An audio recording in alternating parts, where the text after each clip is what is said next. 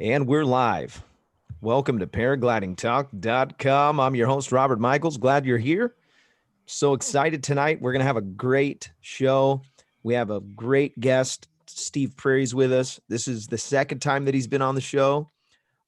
He is a local legend. He's been flying for a long time. He's got a lot of wisdom in the sport. We're excited. We're going to pick his brain tonight. So glad that you're here. Thanks for coming, Steve. You're also joined by Craig Taylor and Sean Nafsker, and also Larry from Para Orange Products with us. If you have any questions for Larry, hit him up in the chat. He's got a great organization. He has a website called paraorangeproducts.com. Go check out his website and check out what he's slanging on the interwebs. He's got great stuff for your paramotoring stuff.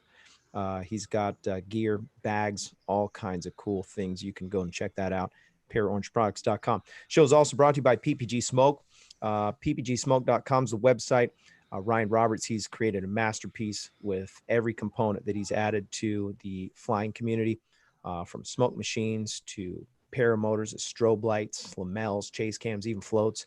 And he has the best products on the market right now. And he did all that while keeping the cost very reasonable. So go check out his website. That's pbgsmoke.com. Show's also brought to you by paramotorprops.com. They're a new sponsor for us. Show's honored to have those guys. I'm representing them tonight. If you're looking to get a great deal on paramotor props, paramotorprops.com is a website. Best deals on the interwebs. Show is also brought to you by Mike Cotter and the guys at flymyppg.com. That's fly, M-I as in Michigan, ppg.com. If you're in the Michigan area and you're interested in getting some professional training, Mike and his team can get you the training you need. If you want to get a hold of them, there's a link down in the description. Show is also brought to you by Nebraska PPG. Josh Bowden has he runs a school there in Nebraska. And if you're interested in getting some top-notch training, you can sign up with Josh and his team today. There's also a link in the description to get a hold of him. Show is brought to you by Tri-State Skywalkers. If you're in the Indiana, Kentucky, or Ohio area, you can reach out to Brandon McCloud and his group, Flying Club. I'm a part of the club. I don't have a paramotor yet, but when I do, I represent the shirts. I like his stuff. If you're interested in joining the Tri-State Skywalkers, you can follow the link in the description. Show is also brought to you by iFly Indiana Powered Paragliding. If you are interested in getting into paramotors, flying paramotors, there's no better place to get proper training than iflyindiana.com. Kevin and his team will get your feet off the ground. All right. Nice. There's something special going on, by the way.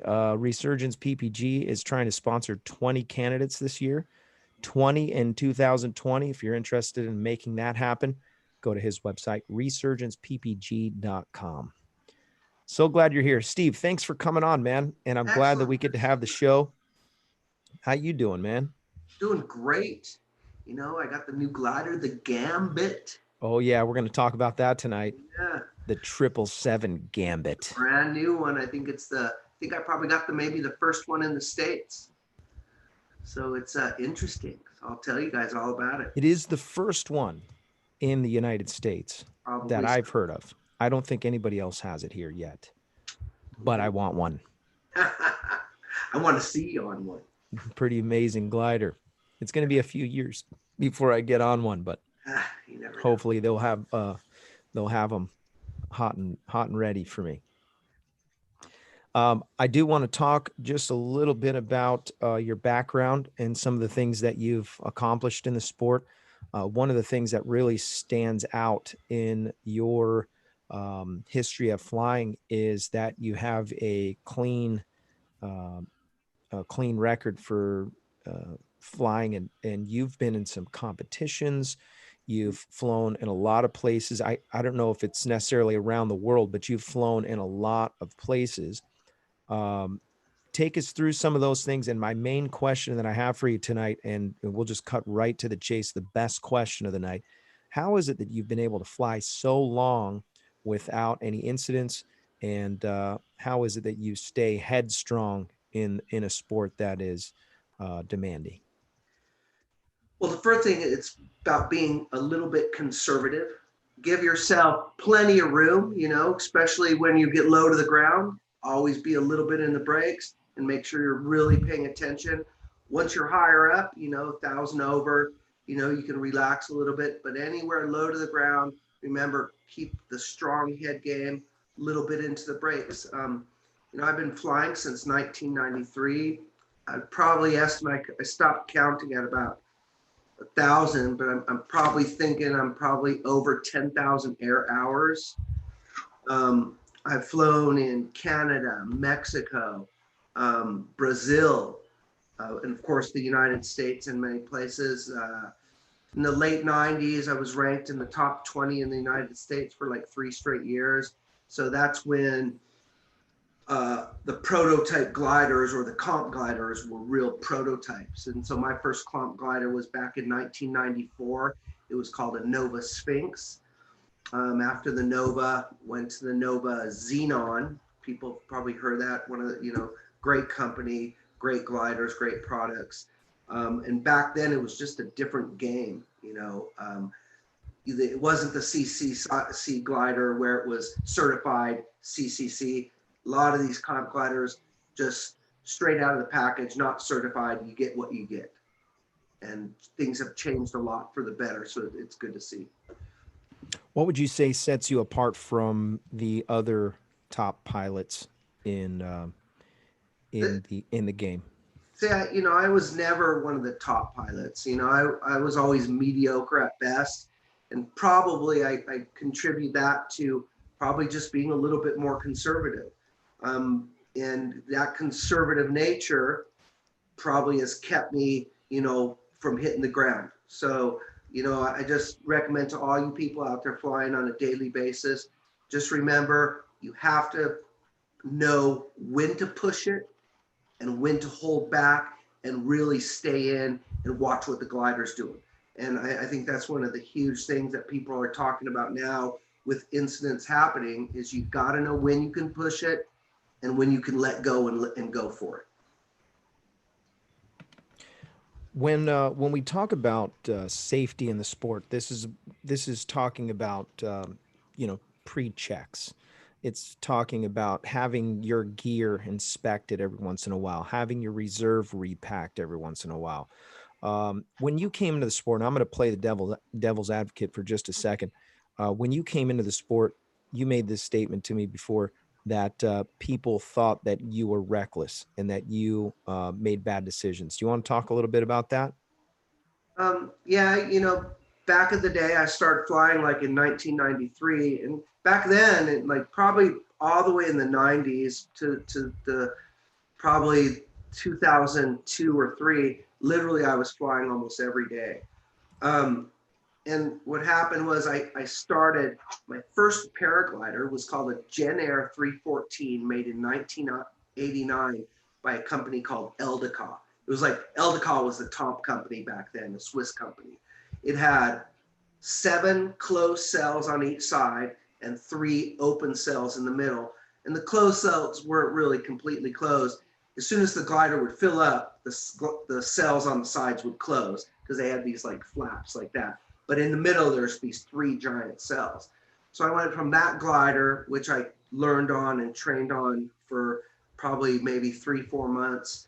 And then I bought something, it was called an ITV Meteor Gold. And it had a speed seat. And back then it was like the A risers were hooked onto your harness. So when you lead forward, pulls the glider down and you go faster. Really weird, People think about that now and go, no way. And then right after that glider, that ITV Meteor Gold, I had it for like 3 or 4 months. I went straight from that to a comp glider, to the Nova Sphinx. It was like, back then it was like, no way. And the Nova Sphinx honestly was a super glider for back then. It was the 1994 Nova comp glider. First one that came out. And so you get into this glider, which was like a competition wing compared to what most people were flying on a safety aspect. Well, how did you process some of the stuff that people were saying? I mean, that's a brand new sport. People don't even know what's happening at that point. Yeah, and at that point, a bunch of guys, I was flying with a really good crew of guys, but that we were really pushing the envelope. So when I jumped from the Meteor Gold to the Nova Sphinx, people had me on the list of like, you know, one of the people that's going to die soon, right? Because we were going out to Horse and to Big Black and to Blossom and to Laguna. And, you know, we were back then, it was cool. You know, we were hitting 40, 50-mile flights, you know, regularly. And people just weren't doing it back then. And me and this group of guys, Eric Lund, Evan Rasmussen, Tim Hall, Dave Hankins, some of you guys may have heard of some of those names, but the kind of the scary thing about all those names, those guys aren't flying anymore for one reason or another. But we did all really push the envelope back then. Of course, I was a lot younger and probably a lot dumber, but I've always noted on the side of caution, if you will, while flying. What do you have for the guys these days that are pushing the envelope? These guys, there's a lot of people in the sport. They're flying big, huge lines. They're flying midday. They're taking risks. What do you have for them? What do you say to the next generation that's coming up now? I think for the next generation, you really got to tell these guys, hey, look, you really have to pay attention to, like I said, when you're going to give yourself enough room to make a mistake and when you can push it. So you got to look at these guys and say, hey, look, don't go too fast. Like this new glider I got right now. The whole thing is I'm taking it slow. You know, I'm flying an hour or so every time and then moving up to 2 hours or whatever. But I'm not jumping straight into it, going full bore from here to Timbuktu. You know, I'm getting a feel for it. Once I got the total feel for it, then I can push it a little bit harder. But all these young guys that are coming up, you know, there's a lot of days to fly. And if it's a mediocre day, fly the day as a mediocre day and then push it when it's a great day. But you can't try to make a mediocre day a great day, because that's when you can get yourself into trouble. That's great information, great help. We fly together a lot. I love flying with you. I can't keep up, and it's like I'm about 20% where you're at 90% of the time. You take off, go to El Cap. What would you say? And this happens a lot, where if everybody else kind of dirts at Blossom, you somehow still find a way to get up. Would you attribute that to your longevity and being able to sniff out a thermal? Um, what is it that you can offer to the guys, the free flight guys, especially, uh, No, to be better? it's probably knowing your sight too really well, and knowing your wing, knowing your sight, knowing what your wing is capable of doing, where it can go on any given part of the day or the terrain, and knowing where you're going to be. Like if you look across the hill, hey, if I don't catch a thermal, where am I going to be when I get there? So then making those decisions. And then, of course, sight knowledge is really important. And one of the most important things of this whole game, as probably every one of you guys know, is its patience. You know, be patient, be patient, be patient, because all it takes is one. One's going to get you out. And if you get that one, hey, you're out. You're up stinking high. Everybody else is groveling. And you're like, yeah, be patient. That's where I want to be. I aspire to be there. It's hard. It is. It's hard, and it takes time, and I'm learning. And Yeah. I at first I used to blame the wing, and I would say, oh yeah, it's this wing, it's an A wing. But I'm learning more that it doesn't really matter what wing you have. If the air's going up, Yeah, get in it. get in it. Yeah. What are you looking for when for triggers, etc.? I know that that there's obvious things you look for, birds and whatever. What are you looking for when, let's say, you cross and you're like, hey, you know what? I want to go farther today. A couple things I look for is I use a couple different senses. A lot of times I'm smelling, right? There's many times I've just been flying around all of a sudden, I start smelling something, and what, like there's a thermal right there. I remember one time I was over by Viejas Mountain, and all of a sudden I smell a pool. I smell chlorine. And I'm up, maybe 500-600 feet. I'm like, sure enough. So take a look at the smells. Also, all the stuff around you. You look at little particles of dust flying through the air, like little dandelion seeds or whatever. Of course, the birds. And then, of course, what you do is looking at the terrain, you got to have a good feeling of the wind direction. And then you got to hit that sunny side, right? You got to get that sunny side and get there when it's sunny. Because if you got some type of cumulus clouds or any type of cloud formation, if it shadows over, there's a chance you might miss it. So when you're waiting on launch and you're looking, hey, when's it going to open up? When's it going to open? Don't take off on the shady period.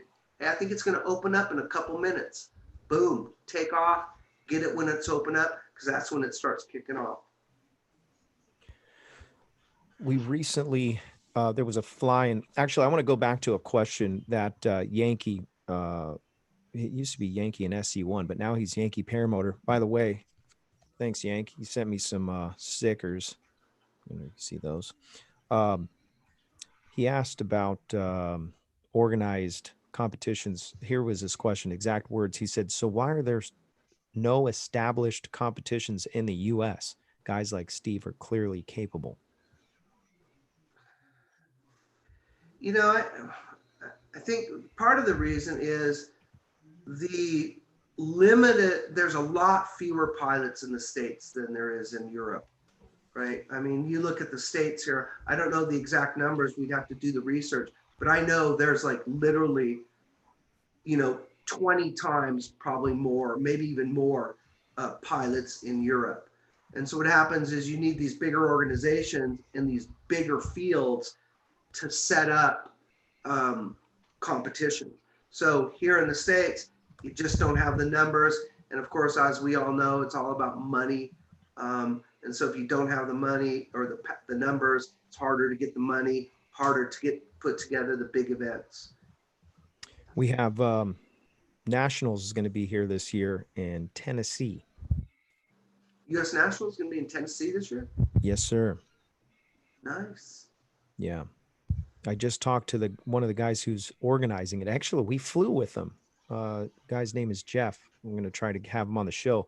And he brought up a great idea. He said, maybe I can interview some of the guys from the competition right after they land. It'll work out pretty good, seems like. So see if we can make that happen. But it is interesting on why there's not more. And I purely believe it's about the numbers game, and of course, and it's also about site regulation too. As you know, here, no one wants you flying around their property, right? But I think in Europe, there's a lot more freedom. People are a lot more accepting to what the sport's about and what they're doing. Here, it's like, what are you doing? You're up in the sky having fun? Can't do that around here. Yeah. Right? Oh, you're enjoying life, aren't you? Yeah. You're doing something kind of scary? Not around here. Yeah. So yeah, I think there's a couple of issues, numbers, just people are afraid of getting sued, which is sad because, we've got our backing, we're all insured and so on and so forth. And, the suits that come out of our sport here in the States, there's not a lot.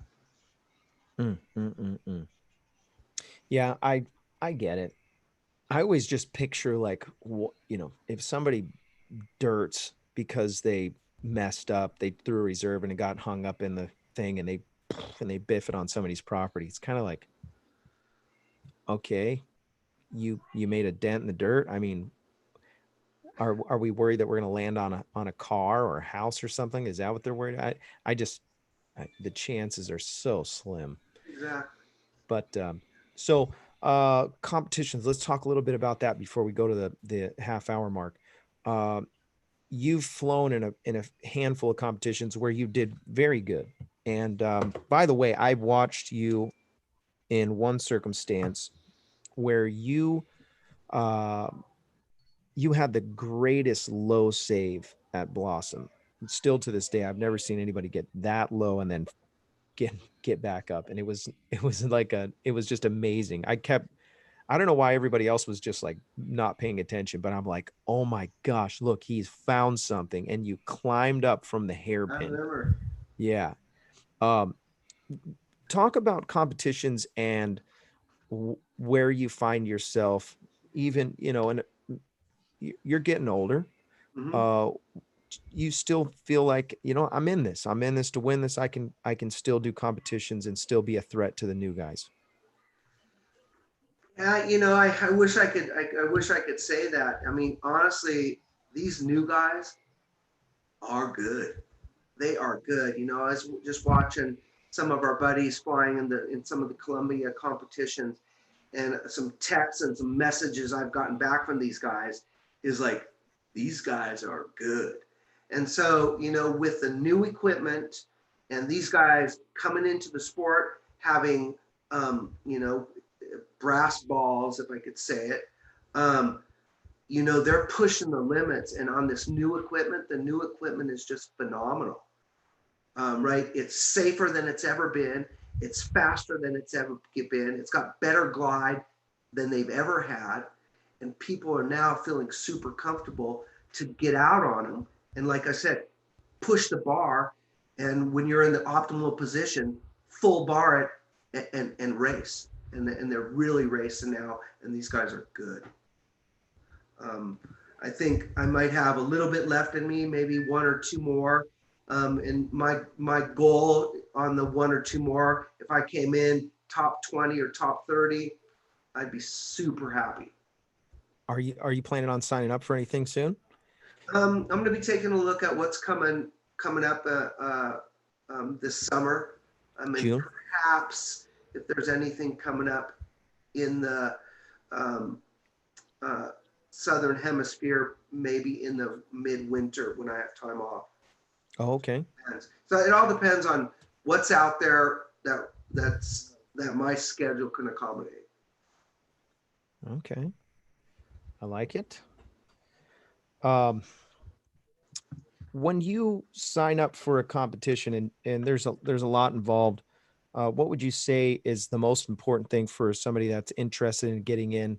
There's a bunch of people in here that would consider getting involved in some kind of organized flying. Where do you start?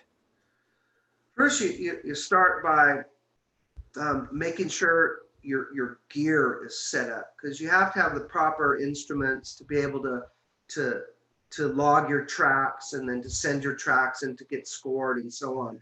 First one, make sure you got the proper gear to fly with. Secondly, pick out a place that you A, have either flown before, or B, done some solid research on. So you say, hey, I think I could figure this place out. What you don't want to do is jump into a place that could possibly, has been known for severe turbulence or known for perhaps several accidents or whatever. So do your research, make sure you have quality gear that you're comfortable using. And whatever you do, when you go in, fly gear that you're current with. Don't buy a brand new harness and a brand new glider and say, I'm going to jump into this without really getting it on it for a month or two to make sure you can really have the feel for it. There's a lot of guys that are transitioning from open harnesses to pod harnesses. What's your take on getting into a pod harness? Do you think there is a place that's too soon, or do you think that it's something that you should get used to what you're going to fly? It's kind of funny you mentioned that. It actually took me a long time to get into a pod harness in relation to some of the guys I used to fly with, just because it's about that comfortable feeling you got with your equipment, right? But I'd say if you're comfortable flying B wings and you have, you're looking at 50 plus hours, perhaps start looking at a pod. Pods are they're comfortable. And the new pod harnesses, they're comfortable, they're easy to use, they're safe, they're warm. And, they just give you that little bit of added edge that you probably like. Did you notice a difference when you switched? Oh, for sure. Yeah. It's And just, what is it? Just aerodynamics? you just notice it's like, it's kind of a more relaxing feel. You're a little bit more laid back. You got your feet out there, hooked onto your, the end of your pod. So it's just a little bit more relaxed feel. And you kind of feel a little bit safer because you're cocooned into this little environment. And that little cocoon gives you that, hey, I'm cool. I can go. I want to, we're going to take a break real quick, and I want to let Larry, he's got something for us tonight. But 1 week after this, I want to talk about some of your, you've had some crazy adventures where you were flying in stuff, very strong lift, and situations where you were getting cloud sucked into massive, overdeveloped clouds. And so I want to talk about that when we get back, if that's okay. So Larry from Para Orange Products is with us. He's got some stuff that he wants to bring to the table, and then we're also going to give something away, as we always do. First of all, I have a question for Steve. Yeah, bring it. Steve, you've been flying since '93. I'm taking notes as we go through this. How much training did you have before you took to the air? Don't tell me you're self-trained. No. Okay. I took a really cool instructor. He right now is working at Torrey Pines. He does tandems, a guy named John Ryan. He's been around for ages. He used to teach hang gliding and paragliding. I think my first high altitude flight was on day 2, or really? From my mountain. So at the top of Little Black was on day 2. So it took me 3 days to get certed, and on my 3rd day, took me out to Blossom, got my P1, and that was it. I was done. So it took me 3 days. Didn't realize it was that quick. I thought it was longer than that to get to a P1. Yeah, but this is in '93, right? And so things have changed for sure. And literally, it probably doesn't matter if I say the cost. That cost me $250. That was it. I also was curious. You mentioned the wing. What did you pay for that wing back in '94? Which one? The one you started out with. The Eldeca? Yeah. Funny story. I got that glider from my brother, because my brother did his postdoc in Switzerland, and he's like, Steve, you gotta try out this new sport that I found when I was living in Switzerland. I'm like, what is it? Oh, it's paragliding. And I'm like, and I was, young and poor, didn't have any. I go, well, let me borrow your stuff. He's like, no, it's too expensive. Can't let you borrow it. And finally, like a year later or something, he's like, he was living in New Mexico, no places to fly. And he's like, all right, I'll lend you my stuff. So it was a borrowed glider from my brother. And in fact, I still have it in storage right now. Do you know what the value of those were back then? I had no idea. I would imagine probably maybe $1,000, maybe $1,500. It was still pretty pricey back. $1,000 back then was still pricey.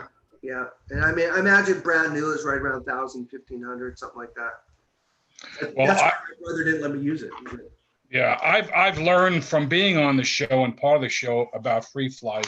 I fly a paramotor, so I have no experience at free flight. And every time I come on the show, I learn more and more about it from the different guests like yourself, and find it very interesting. I live in Florida. You can tell from the accent. We don't have Florida. Florida. We don't have many places to fly free flight here unless we get towed.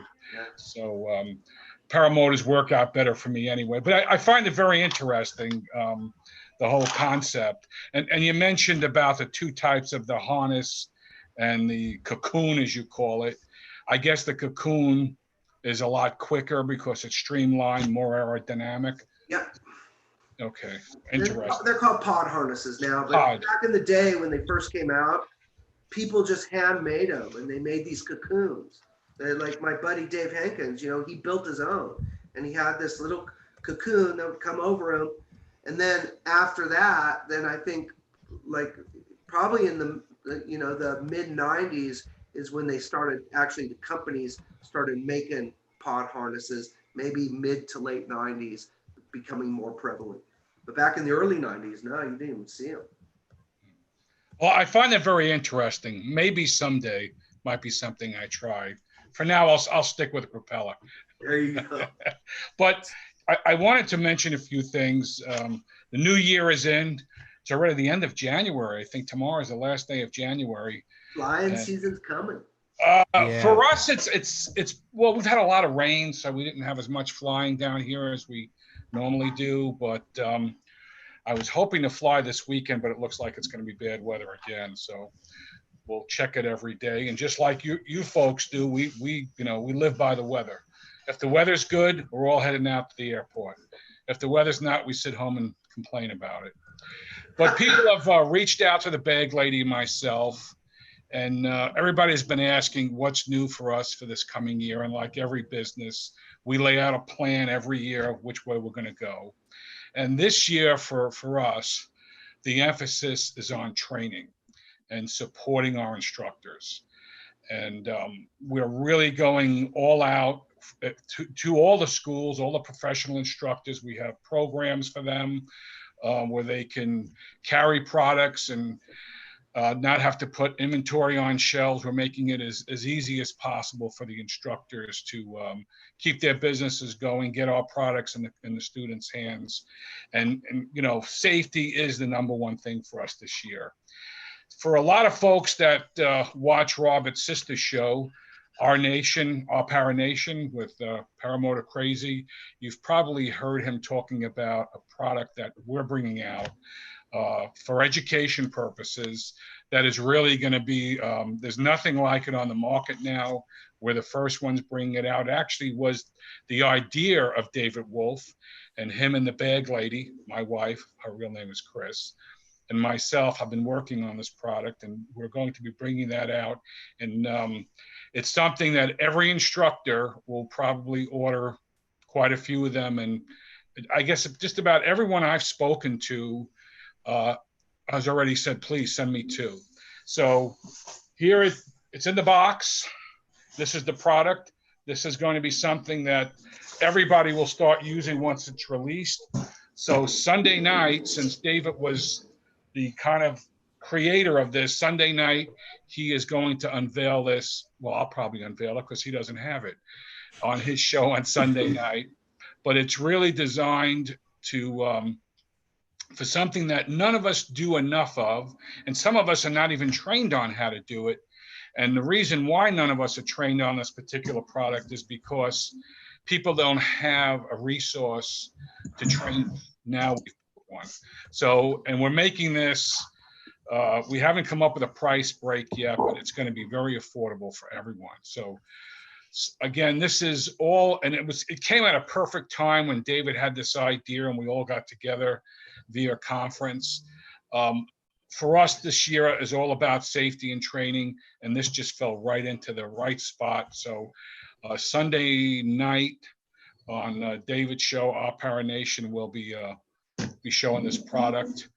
Again, if you're a professional instructor, not a non-professional instructor, Lord knows we don't want no dirtbags getting a hold of this. But if you are an instructor, have a school, reach out to us if we haven't reached out to you yet, and speak to us, because we're doing everything we can this year to support our instructors, because training is the number one thing. And the more people I come across that don't think training is the number one thing, I tell them to take up golf, that this is not for them. So I like golf. Golf, I live on a golf course. Don't play golf or even know how to play golf. But I've got a lot of balls, but got buckets of golf balls. So this year, what is it? I can't. It's Sunday. Who asked that? Craig? Craig asked that. I answered the phone, so I missed it. What is it, like a training harness or something? I can't tell you. Oh, you can't tell. David will kill me. Oh, David. David will kill me. Where is David? Oh, the chat. I don't know where he is. They're all going nuts that you're not telling us. Sunday night, you got to be on the show, on David's show Sunday night, which airs at 8:00 Eastern time. He's in the chat. Is he? Yeah. Oh yeah, he is. Yep. Invite him on right now. And it's pronounced our Paramotor Nation. Say it with me, Larry. Our Paramotor Nation. There you go. It's wonderful. Wonderful, Larry. Wonderful. Sean Naffiger. That's right. Naffiger. That's right. Nafsker. Yeah. See, Craig's got it right. The other thing we're doing this year is we're putting together videos for all of our products.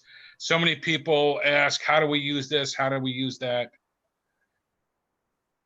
And we'll have videos on every product, probably in the next 30, 35 days. You know, I like your mentioning this, Larry, because you're right on track with the instructors need to be trained. And, you know, instructors really pass all their learning and their safety on to their students. Super important. Yeah, 100%. Sure. Yeah, we have programs that are called Train the Trainer. There you go. And it's important to keep the current on what needs to happen for those students. And also, Steve, you and I look like we belong to the same club as far as our age, and you'll probably agree with me. We never stop learning. That's true. Oh yeah, 100%. So right. I've been laying out wings for quite some time, and recently at a fly-in, London was there, and London did a layout I never saw before. And I said, what an idea. And I haven't tried it myself yet, maybe next week or this week, but you never stop learning. You never stop learning. I'm very fortunate to be associated with, and Craig, you know some of the trainers I'm associated with, that I'm able to speak in those circles with some of the best in the industry. And even, you know, you can tell a good trainer because they're learning all the time as well. Yeah, they've learned from the students just as much as students learn from them. A good one anyway. Exactly. What do you think, Larry? You got something you want to give away? Why don't we give away a T-shirt tonight? Boom. But you're not getting what's in the box. Yeah. since you Craig, you want to know? Hey, Craig, you want to know what's in the box? Come to the house. I know. That's not my box. Oh no, your box is a lot bigger. But you know what, Craig? I know when you see what's in here, you're gonna say, "Send me two." I'm keeping it locked. Oh, you know what it is? I can't confirm or deny. You talked to Travis, didn't you? Well, we should start a conspiracy theory right now. So bring the conspiracies, Craig. Yes. Please enlighten us on the the birds tweeting in your ear. You know, it's in the chat. It's a cocoa nut holder. Yeah. I think there's only like 3 people besides Bag Lady, myself, and David who know what it is. I don't know nothing. It's just the reverse psychology. Sometimes people will spill it. I won't spill it. It's not the early warning round. No batteries required. Steve knows what it is. No batteries required, Steve. All right. All right, let's give something away. How irate are people going to be to find out that that's a stinking gerbil and a brick in there? A gerbil and a brick. I got a gerbil story. No, not on this show. There you go. All right, so I've been taking everybody's name to this point. That was the cutoff line. Sorry, but Yep, if you that was haven't the been in sound the chat, of the giveaway. yes, that was the sound of the beginning of the giveaway here, and I've been working. Yes, I deserve a cookie. That's right, folks. I've been typing everybody's name in here on this. This is all the people that have been in the chat, and I added the suspense here. You ready for this, Robert? I played a little bit with the wheel. And I've made it more suspenseful. So you tell me to roll it. Go ahead. Tell me. Spin it. There we go. All right. What are we winning, Robert? A Para Orange Products t-shirt from paraorangeproducts.com. Nice. Go ahead and click it if you haven't already done it. Building the suspense, isn't it? Yeah, it's suspenseful. I know. Oh, Kenton Chatliane. Okay, hold that right there. I got to write this down. Y'all got it? Do you got it, Robert? Kenton Chatliane. That that looks like a European name. Watcher. That's or his or her name. I think it's his name though. Yeah, that's a he for sure. Congratulations, kitten. Yes, winner, chicken dinner. You're going to need to reach out to Larry at paraorangeproducts.com and send him an email with your details. And you're the new proud owner of a Paraorange Products prison t-shirt. Nice. For life. I love that shirt, by the way. I wear it proudly. They can't say they didn't see you. Yeah, they can't say they didn't see you. The whole company was built on safety orange. That's right. That is right. Okay, back to business. There's a lot of people watching that want some good stuff out of Steve because I know it's in there. So Steve, and you have shared this before on another episode, but this particular segment is I want two of your craziest stories of free flight paragliding. First, just getting back to what you look for when you're flying, you also look at the clouds. I always keep an eye on what the clouds are doing. So that brings me into one of the crazy stories. Back in the day, we used to go out and purposefully fly cumulus nimbus clouds. So our goal was to get off early when they start developing and then skirt either the west edge or the east edge of the QNIMs. So back in the day, a couple buddies of mine, in fact, some of those guys I mentioned earlier, all went out to Horst, launched at 9:30. By 10:30, the cumulus were popping. So at 10:30, we're up at Cloud Base. Cloud Base only $9,000. So we're up at Cloud Base, just skirting the west edge. Start heading up north. Now the cumulus now are turning into cumulus nimbus. We're starting to get rain squalls, hail squalls. So in this particular flight, I got rained on, I got hailed on, and of course I got wind blown a lot. But I remember one time it was kind of cool because I'm dodging these clouds, right? Trying to go weaving in and out of the clouds. And I look to my right, and I'm not kidding. There was like a jumbo jet, passenger jet, same altitude as I was, doing the same thing I was, dodging the clouds. I look to my right, about a quarter mile away, see the Airbus pass. He went into a cloud and disappeared, and I went the other way. But it was kind of interesting. Gosh. And then, so as I was dodging the squalls, one buddy was flying west, and he got rained on and actually got soaking wet. He had to land at Cuyamaca Mountain. So I'm like, well, I don't want to go west. My buddy landed. He got, and then so I started heading northeast. And every time I went northeast up to the escarpment, I just got drilled. We're talking cumulus nimbus everywhere. I got drilled, right? And so I went back to where I was, got back up to Cloud Base. And all of a sudden my buddy comes over, Evan. He's like, Steve, I'm going to go the same way you did. I'm like, Evan, don't go that way. I just got drilled. So Evan goes back that way. He landed on the highway, probably maybe 4 or 5 miles an hour. He got dirted. And I'm like, well, I don't kind of want to land yet. But the only clear air I saw was out west. But to get to the clear air, I had to travel underneath a giant black mass. And so back then I was flying the Nova Xenon. It was a large. So I'm not kidding. We used to call them the big gliders. Because back in the day, it was like you wanted to fly in the low end of the weight range, not the high end. So anyways, I was flying a big Nova Xenon, and I start going under this big black mass to get to some clear air, and my Vario starts going off. And next thing you know, it just started screaming. So I'm going up into the cumulus nimbus, and I'm at the leading edge of it coming into it.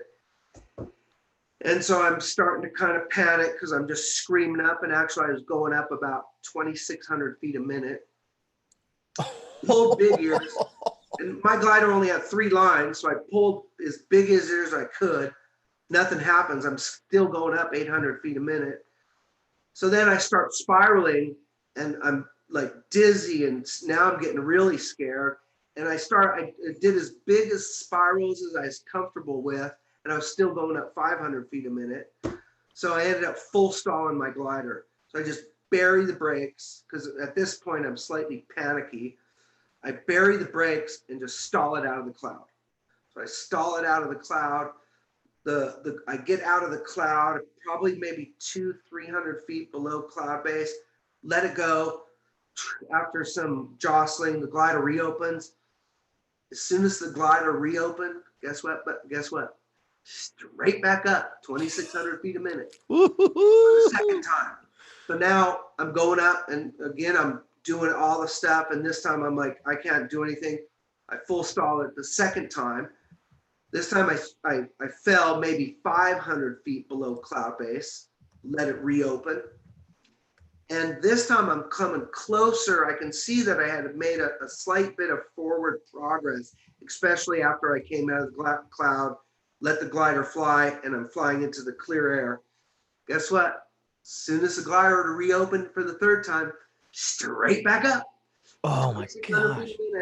And you're going in the clouds. Pardon? Each time you're going in the clouds. I'm in the cloud. Oh.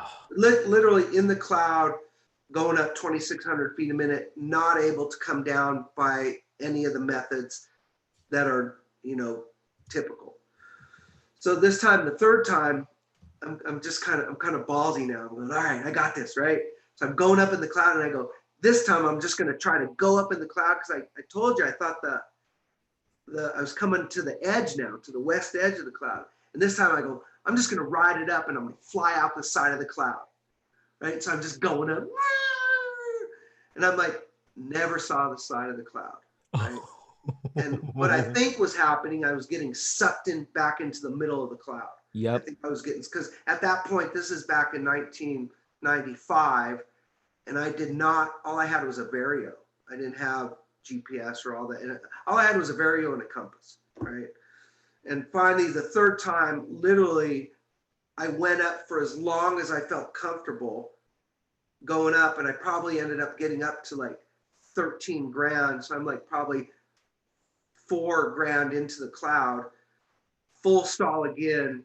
And this time I full stalled until I was literally like 2,000 feet below cloud base. So I was literally falling out of the sky for a long time. Came out of the cloud, and I just held it, just falling out of the sky. Finally, let it reopen. And once the glider reopened, this time all I felt was beep, beep, beep, beep, beep, beep, beep, beep. And I was quite adrenaline rushed. So I ended up spiraling down, just kind of like in a daze. And I'm looking at the hills down below, or the ground. I'm like, I'm going to land there. And then as soon as I spiral down, I'm like landing behind this hill. And I'm like, oh, screw that. So I ended up having to make a quick S-turn, fly out in front of the hill, and I landed. And I am not kidding.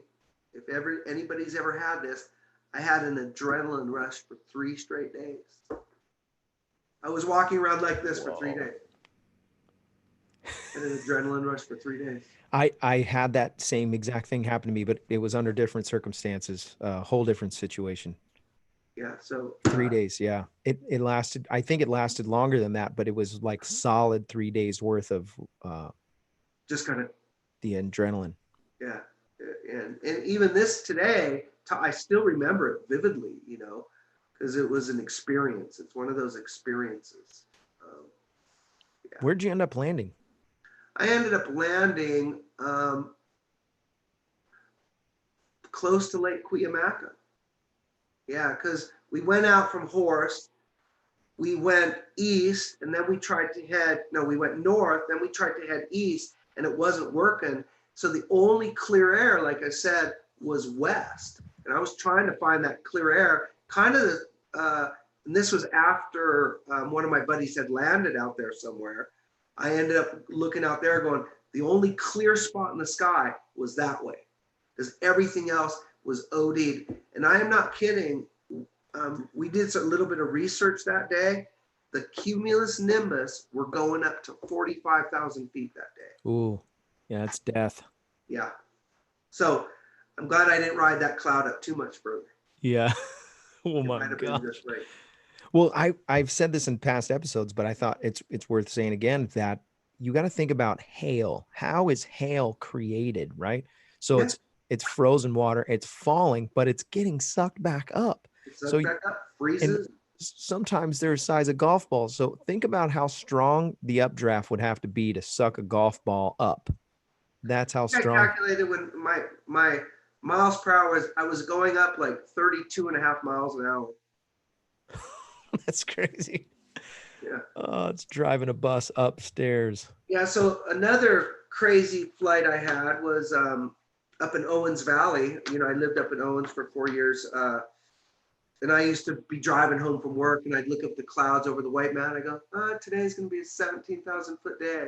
Sure enough, we'd go out and fly. But one day I was flying at Flint, which is the little tiny hill above Bishop. And it was, you know, mid-afternoon, not mid, maybe a little later afternoon, Flint time to fly in, I can't remember if it was spring or fall. But anyway, I launched. And I was flying my Boomerang 3. And so I launched and I did some S turns and I'm like, there was no lift. I'm like, what's going on? And I ended up dirting. I ended up flying to the bottom, or not even, I didn't even think I made it to the LZ because I was trying to catch something, right? So it's scratching. So my buddy gets on the phone. He's like, hey, Steve, you want me to come pick you up? You know, because we had gone up there together. He goes, yeah, it's still not up here working. I'm like, yeah, sure, come and pick me up. So he picks me up and I just short line my glider, throw it in the back of his truck, and we head back up. And as we're going up, we get up to the top and we notice this wind shift. So it shifted from blowing in very light to coming from the north stronger. And I'm like, and I had my glider all balled up, right? Ready to just throw it and go. And I'm like, dude, you guys, we better get off. We better get off. And I'm not kidding. I threw my glider out. I pulled it up. I went from launch in one thermal, like I think launches were at about 5,000 feet. I went from 5,000 feet to, let's just say, 17,999 in one thermal. Oh my word. Let's just say that was being lenient. Oh my so word. I had like a 4-hour flight at altitude, just at one thermal. I was over Black Mountain, flew across to Coyote Flats, threw across over to the Sierras, flew back over to Chalfont, and then coming back to Flint LZ. And apparently the north wind had come in. So I'm like, I'm screaming downwind, right? And I'm like, I probably going 60. And I go, I better set up my approach to give me plenty of room to go backwards, because for sure I was landing backwards. And I'm not kidding, I flew backwards for about 2 miles. Oh my gosh. So I flew over the LZ and flew 2 miles up the wash going backwards, landed, and it was probably gusting from, I'd say 15 to 40 when I landed. Oh my gosh. So I landed, and as soon as the glider landed, boom, I got jerked backwards and started getting drugged, and my glider wrapped around a sage bush and stopped me. Ooh. Wow. It had that bush not grabbed it, you could have been jacked up. Could have been messed up. Yeah, it would have been. Was there any signs before you launched that was going to happen? Yeah, I don't know. If you've ever flown the area, what happens is it's weird. You do get these valley winds typically in the evening, and it could blow from the south or blow from the north, depending where the low sets up in that giant valley. Because Owens Valley is this giant valley with 14,000 foot mountains on the west side and 14,000 foot mountains on the east side. So it's this huge valley that creates these crazy weather things. Yeah. But also the flying there is phenomenal.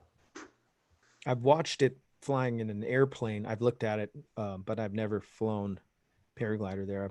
I do want to do that. It looks amazing. Yeah, we should take a trip up there. It's really fun. I can show you all the great sights. Let's do it. Yeah.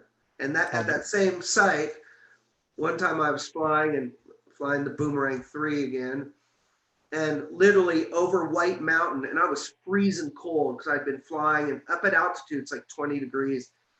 So I see this giant cotton ball sitting at about 18,000 feet right above White Mountain. A what? Right above White Mountain.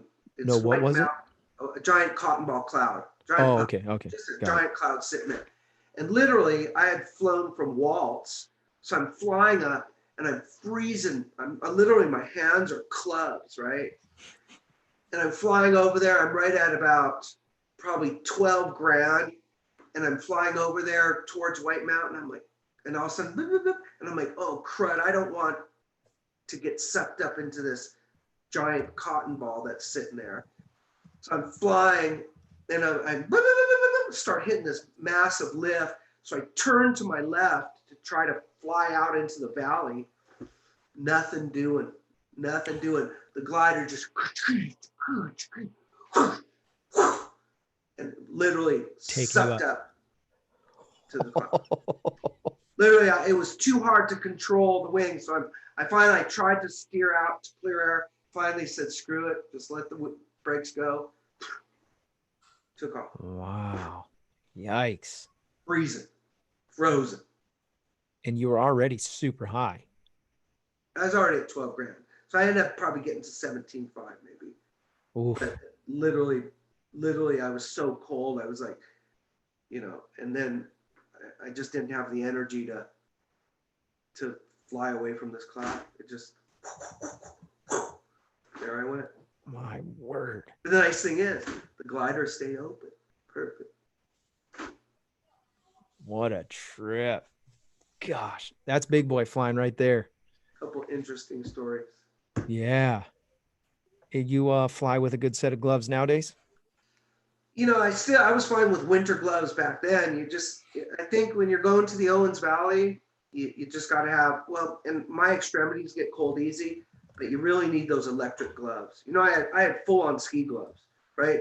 Because on launch, it's 85, 90, up at base, it's 20, right? So I used to have a polar fleece wrapped around my camelback line so it didn't freeze. So I could have water that wasn't frozen throughout the flight, but it gets super cold. Yeah, that's scary. You go to take a drink and it's frozen.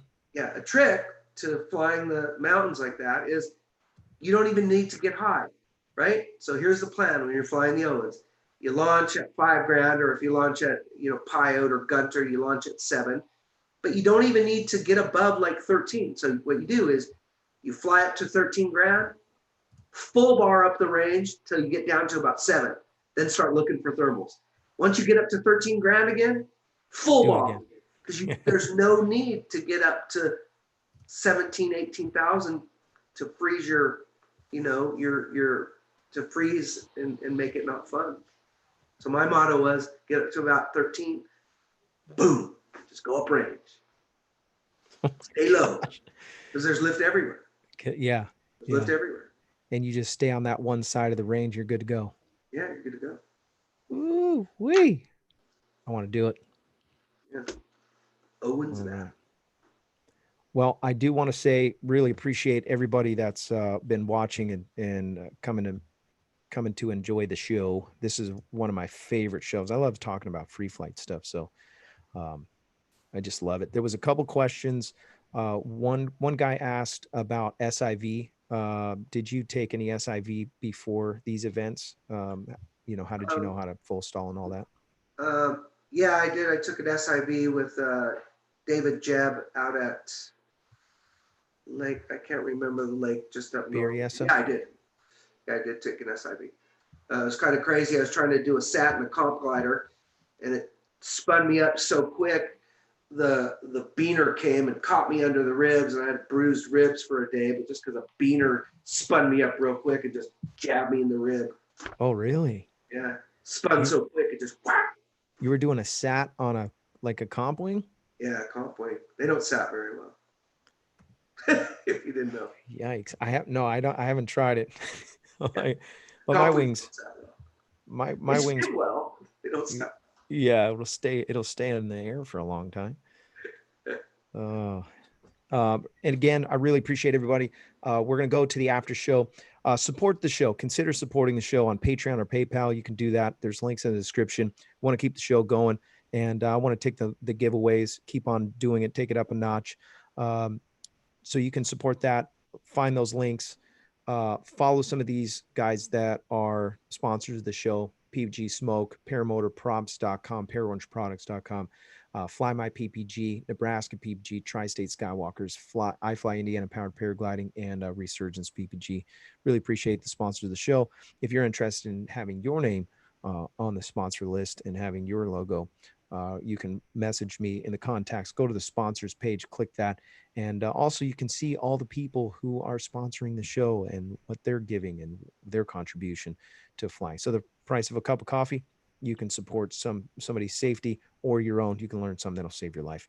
Really appreciate everybody. We're going to go to the after show. If you want to, if you are a Patreon supporter and you want to come on the after show, you want an invite, message one of the guys, message me, and we'll send you an invite. As a matter of fact, I'm sending them out right now.